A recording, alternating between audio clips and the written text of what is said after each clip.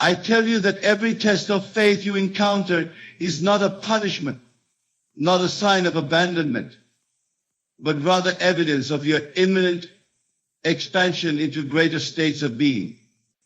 There is an intelligence within you, call it God. Call it your wonderful human imagination that knows your capacity far better than your conscious mind ever could. Tonight, I wish to share with you the profound truth that what appears as a test is actually preparation. What seems like delay is divine timing.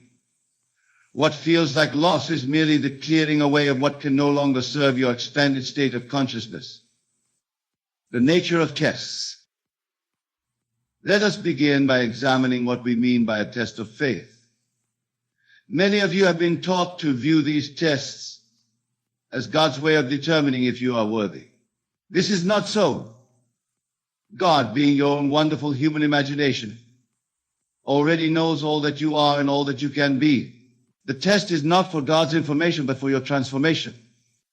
When you find yourself in circumstances where everything you believe seems challenged, where all external evidence contradicts your inner knowing, this is not God's doubt of you, but God's invitation to you. It is an invitation to rise above the world of effects and to stand firm in the world of cause, the world of imagination. Remember the words from Scripture. Faith is the substance of things hoped for, the evidence of things not seen. This is not mere poetry. It is a precise description of the creative process. Faith is not blind hope. Faith is the actual substance, the spiritual material from which your desires are fashioned. When your faith is tested, the very substance of your creative power is being refined, purified, and strengthened. Just as gold must pass through fire to be purified, so must your faith pass through apparent contradictions to be strengthened. The law of assumption. I have taught you many times about the law of assumption. This law states that if you assume you are what you want to be and persist in that assumption, it must become fact in your world. This is not positive thinking. This is not mere affirmation. This is the creative power that spoke the worlds into being, now operating through you. But what happens when you make your assumption and then face circumstances that seem to mock that assumption? What happens when you declare, I am wealthy, and then receive an unexpected bill? What happens when you declare, I am loved, and experience rejection? What happens when you declare, I am healthy, and symptoms persist? This, my dear friends, is the test. And how you respond to this test determines the speed and manner of your manifestation. Most people, when faced with contradictory evidence, abandon their assumption. They conclude that the law has failed, that their technique was flawed, or that they themselves are unworthy of their desire. But I tell you now, with the authority of experience, that this moment of contradiction is the most crucial point in your manifestation. When the world says no to your assumption, it is not a final answer. It is a question. Will you persist? Will you remain faithful to your imagination? Will you continue to sleep in the assumption of your wish fulfilled, even when all of your senses deny it? The biblical pattern. Look to Scripture, for this pattern is revealed throughout. Consider Joseph, who dreamed of greatness only to be sold into slavery by his own brothers, falsely accused and imprisoned. Were these not tests of his faith? Yet every seeming setback was actually a setup for the fulfillment of his vision. Consider Moses, who was called to lead his people to freedom only to face a hardened Pharaoh and a seemingly impassable Red Sea. Was this not a test of faith? Yet these obstacles became the stage upon which God's power was most dramatically revealed. Consider David, anointed as king only to spend years running for his life from Saul. Was this not a test of faith? Yet this wilderness period prepared him to rule with wisdom and compassion. Consider the pattern of the entire Bible. It is the story of promises made, promises seemingly contradicted, and promises ultimately fulfilled in ways far greater than initially imagined. The mechanics of testing. Now let me explain to you the mechanics of these tests, for understanding transforms blind endurance into conscious cooperation. When you set a new assumption, you are essentially declaring a new state of consciousness. You are saying, this is who I am now. But your physical reality, your body, your circumstances, your relationships, these are all reflections of who you have been. They are the harvest of seeds planted in the past. There is therefore an interval between the planting of your new assumption and the manifestation of its corresponding reality. This interval is not empty time. It is filled with transition, with the dissolving of the old and the formation of the new. During this interval, two things occur simultaneously. First, the conditions that no longer match your new state begin to dissolve. This often appears as loss, as challenge, as the removal of what you once thought essential. Second, the conditions that do match your new state begin to form. This often appears first as subtle changes, intuitions, synchronicities, the barely perceptible evidence that the new reality is taking shape. Most people fix their attention on what is dissolving and miss what is forming. They interpret the dissolution of the old as failure rather than as necessary clearing. This misinterpretation leads them to abandon their assumption just when it is beginning to take root. The test then is whether you will focus on what is dying or what is being born. Will you identify with the dissolving past or the emerging future? Will you be faithful to your senses or to your imagination? The scale of preparation. Now let us consider why these tests come and why they often seem proportional to the greatness of your desire. I tell you that the scale of the test is determined by the scale of the preparation required. If God is preparing you for something bigger, the preparation must match the expansion. Think of it this way.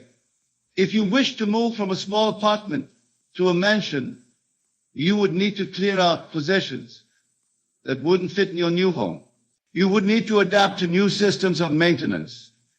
You would need to adjust to new neighbors and perhaps even a new concept of yourself as the owner of such a property. Similarly, if you are moving from a limited state of consciousness to an expanded one, there is preparation involved. Limiting beliefs must be cleared. Old habits must be released. Relationships that anchored you to your former self must either transform or dissolve. The greater the expansion, the more comprehensive the preparation. This is why those with the greatest visions often face the most significant challenges. It is not punishment. It is preparation. Consider the life of anyone who has achieved greatness in any field. Without exception, you will find periods of testing that preceded their breakthrough. These tests were not obstacles to their achievement.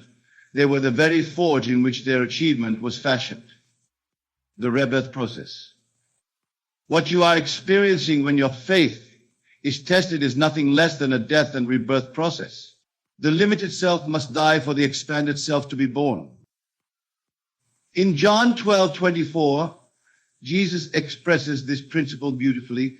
Very truly I tell you, unless a kernel of wheat falls to the ground and dies, it remains only a single seed. But if it dies, it produces many seeds. Your old concept of self is the seed that must fall to the ground and die. The apparent loss, the confusion, the contradiction, these are all part of the dying process. But from this death comes multiplication, expansion, and abundance beyond what the single seed could contain. This is why Jesus also said, whoever finds their life will lose it, and whoever loses their life for my sake will find it. He was not speaking of physical death, but of the surrender of limited identity for the sake of expanded being. When your faith is tested, you are being invited to lose your life, your limited concept of self, in order to find your life, your expanded awareness of who you truly are. The practical response to tests.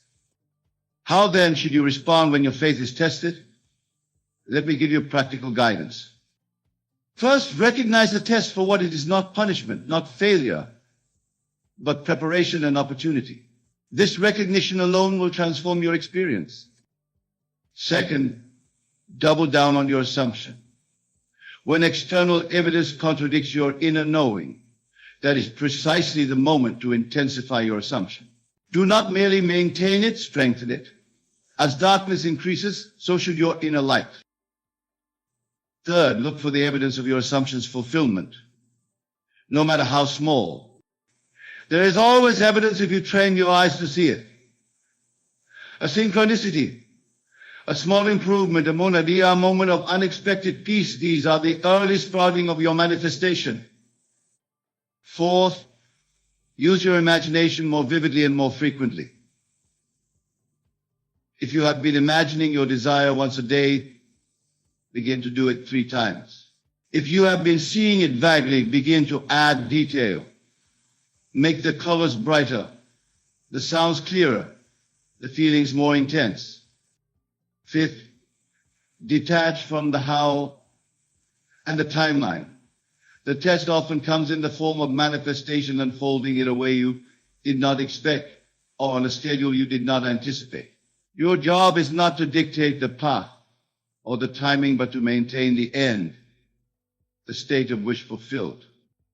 Finally, and perhaps most importantly, find the gratitude in the present moment.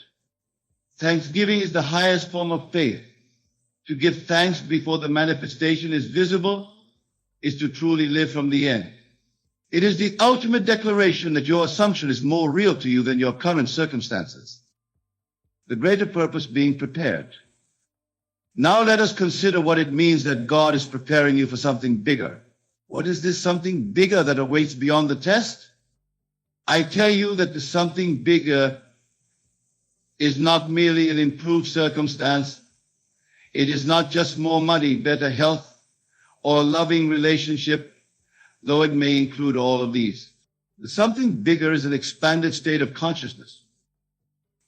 God, your own wonderful human imagination is preparing you to occupy a state where you know yourself as the creator of your reality, where you move through life with the confident expectation of good, where you understand that external circumstances are not causes but effects of your inner state. This expanded consciousness is what Jesus referred to when he said, "The kingdom of heaven is within you." It is a state where you no longer live in fearful reaction to the world, but in creative relationship with it. It is a state where you understand that all power has been given unto you in heaven and earth. The tests come not to determine if you deserve this state, but to develop in you the capacity to maintain it. For what good would it do to place you in an expanded state if you lack the spiritual musculature to remain there? The pattern in your own life. I invite you now to look at your own life and identify the pattern of tests and preparation.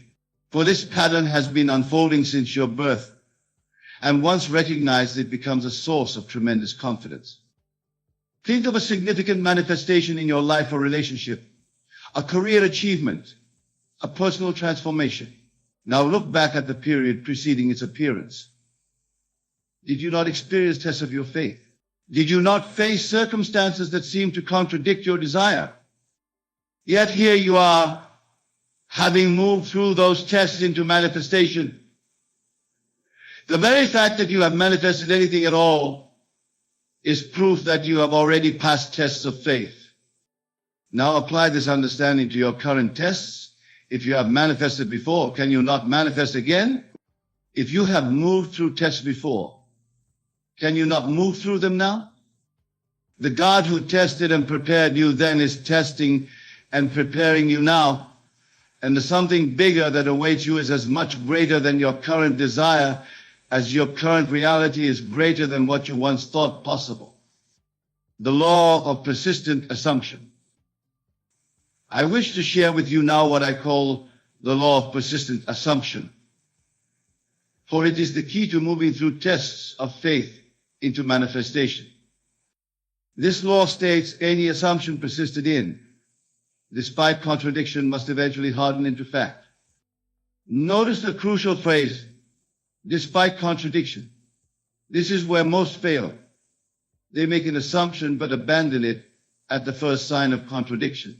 The law never had a chance to operate because persistence was lacking. But those who understand the mechanics of manifestation know that contradiction is not denial, it is opportunity. Every contradiction is an invitation to persist more firmly in your assumption. When you persist despite contradiction, you are doing something remarkable. You are choosing your imagination over your senses. You are declaring that what you see in imagination is more real, more substantial, more trustworthy than what you see with your physical eyes. This is precisely what Scripture means by walking by faith, not by sight. It is not blind optimism. It is clear-eyed recognition that imagination precedes and shapes physical reality. The test reveals whether you truly believe this. Do you believe that your imagination creates reality, or do you believe that reality dictates what you can imagine? Your response to contradiction answers this question. The biblical promise. Let me remind you of the promise given in Scripture, for it applies directly to these tests of faith. In 1 Corinthians 10:13 we read, "No temptation has overtaken you except what is common to mankind. And God is faithful. He will not let you be tempted beyond what you can bear. But when you are tempted, He will also provide a way out so that you can endure it." The word translated as temptation here can also be translated as test or trial. The promise is clear. You will never be tested beyond your capacity to endure, and within every test is embedded the means of its transcendence. This is why I tell you that the test itself contains the preparation. The very circumstances that seem to challenge your faith are actually strengthening it if you respond with persistent assumption rather than with doubt and abandonment. The way out is not escape from the test, but transcendence through it. It is the discovery within yourself of resources you did not know you possessed: patience, courage, creativity, and most of all, an unshakable knowing that what you imagine must manifest. The evidence in your senses. There comes a moment in every manifestation when the evidence begins to appear in your sensory world. This is a crucial juncture, for many stumble even here. When the first evidence appears, it rarely comes as a complete manifestation. More often it comes as a sign, a partial fulfillment, a hint of what is to come. Those who understand the law recognize these signs and give thanks for them, knowing that they are proof of the law's operation. But those who do not understand the law often dismiss these signs as coincidence or as too little too late. They continue to focus on what is still lacking rather than on what is beginning to appear. I tell you that the first evidence, no matter how small, is as significant as the full manifestation. It is confirmation that the bridge of incidence is being built between your current reality and your desired state. When you acknowledge and give thanks for this evidence, you accelerate the manifestation. You are declaring to your subconscious mind, to the God within you, that you recognize and appreciate the creative process at work. This thanksgiving does not come from a place of lack. Thank you for this little bit, but I still need more. It comes from a place of fulfillment. Thank you for this outer confirmation of what I have known inwardly all along. The ultimate test and preparation.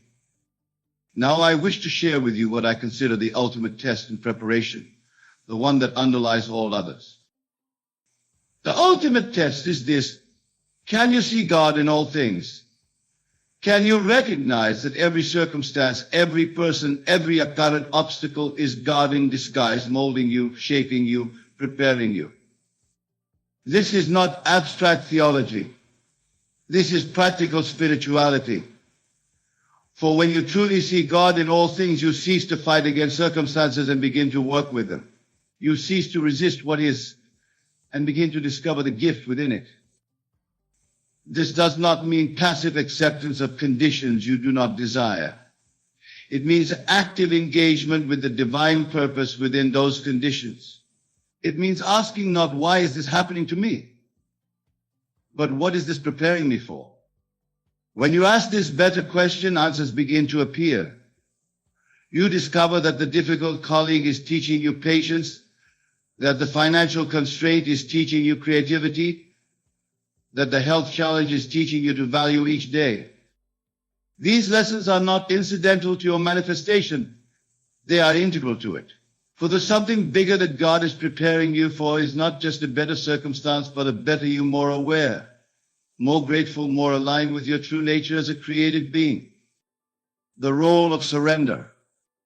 There is a paradox at the heart of manifestation that becomes clear when we understand tests of faith. The paradox is this: to manifest what you desire, you must surrender the need for it. This is not contradiction, it is completion. You must be clear about what you desire and firm in your assumption of its fulfillment. But you must also release attachment to particular forms and timelines. Surrender is not giving up on your desire. It is giving up the limitations you have placed upon how that desire can manifest. It is trusting that the God within you knows better than your conscious mind how to bring about your good in ways that bless all concerned. This surrender is itself a test of faith. Can you trust the process even when it unfolds in unexpected ways? Can you recognize that the apparent delay or detour might be the most direct route to your manifestation from a higher perspective? Those who master this surrender discover a profound truth. What manifests often exceeds what they imagined. The relationship is more fulfilling, the career more satisfying, the solution more elegant than what they had consciously conceived. This is because your conscious desire is just the tip of the iceberg. Beneath it lies your desire for growth, for meaning, for connection, for alignment with your higher self.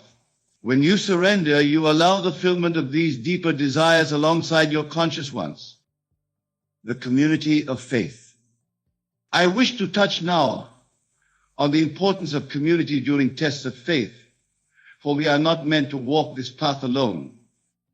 When your faith is tested, there is great value in connecting with others who understand the law and are practicing it. Their understanding supports yours. Their faith reinforces yours. Their testimonies remind you of what is possible. This is why I stand before you tonight sharing these principles. This is why we gather together.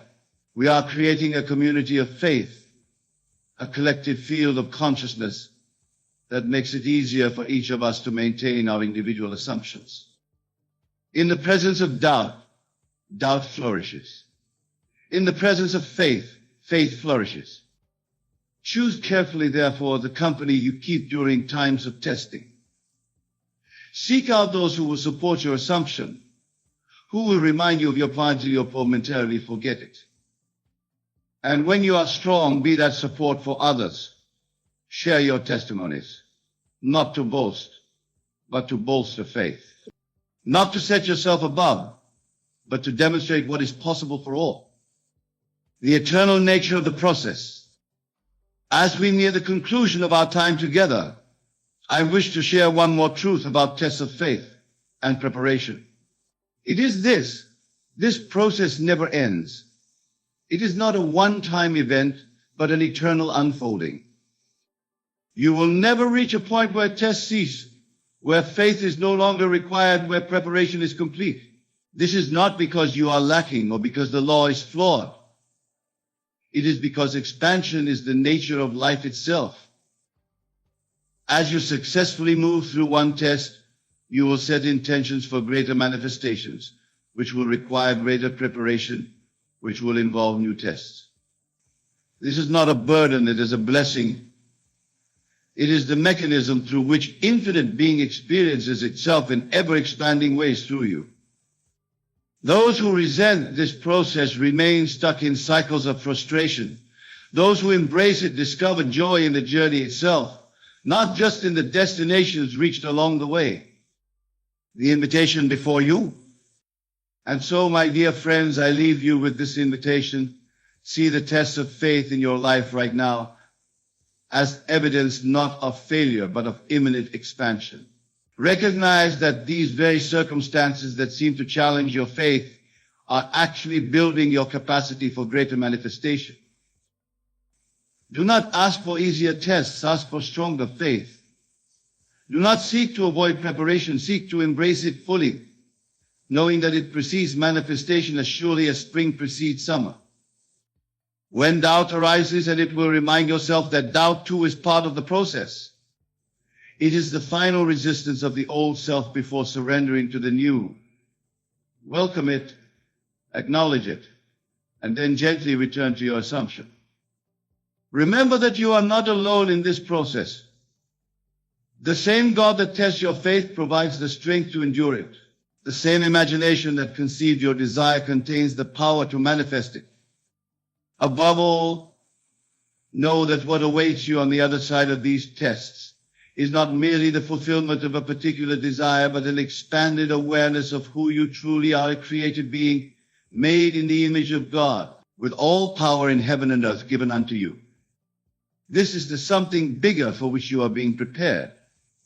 This is the prize that makes every test worthwhile. This is the truth that sets you free.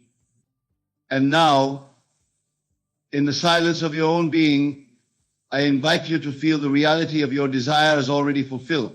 Feel the gratitude, the joy, the love that accompanies this fulfillment. Let this feeling sink deep into your consciousness, knowing that as you assume this state faithfully, persistently, despite all contradiction, it must harden into fact in your world. For this is the law, and the law is certain. This is the promise, and the promise is sure.